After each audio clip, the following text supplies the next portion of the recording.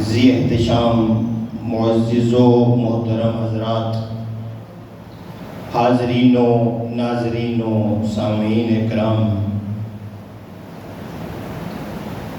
جیسا کہ آپ تمام احباب بخوبی اس بات سے واقف ہیں کہ بالعموم پوری دنیا میں اہل سنہ والجماعت اور بالخصوص اہلیان لاہور یعنی ہم لوگ یہ جو ایام گزر رہے ہیں، ان ایام میں سید مخدوم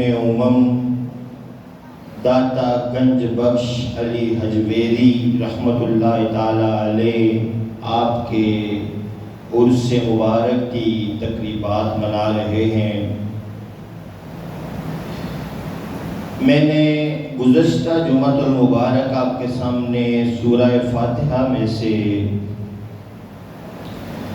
کچھ مقامات آپ کے سامنے بیان فرمائے تھے اور اس چیز کی وضاحت فرمائی تھی کہ جو اللہ کے ولی ہوتے ہیں، جو اللہ کے اولیاء ہوتے ہیں، وہ لوگ ہوتے ہیں جو اہدنا الصراط المستقیم کی طرف بلاتے ہیں۔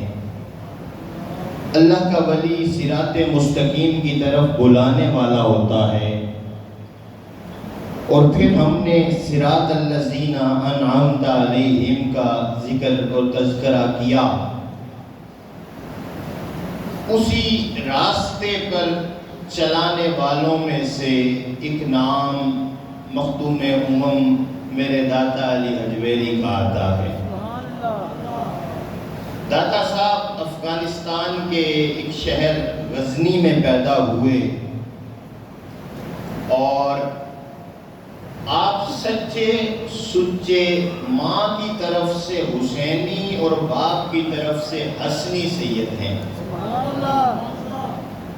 اگر میں آپ کا شجرہ اقدس پڑھوں تو وہ کچھ یوں ہوگا کہ حل عطا مرتضی مشکل کشا علی شیر خدا رضی اللہ تعالی عنہ۔ آپ کے ہاں اللہ نے بیٹا عطا فرمایا جس کا نام رکھا گیا امام حسن مجتبی رضی اللہ تعالی عنہ۔ پھر امام حسن پاک کے گھر اللہ نے بیٹا عطا فرمایا جس کا نام سید زید رکھا گیا، جو سید زید شہید کے نام سے مشہور ہوئے۔ پھر سید زید شہید کو اللہ نے بیٹا عطا فرمایا جس کا نام حسن ثانی رکھا گیا۔ پھر حسن ثانی کو بیٹا عطا ہوا جس کا نام سید حسن علی رکھا گیا، اور پھر سید حسن علی کو بیٹا عطا ہوا جس کا نام سید عبداللہ رکھا گیا۔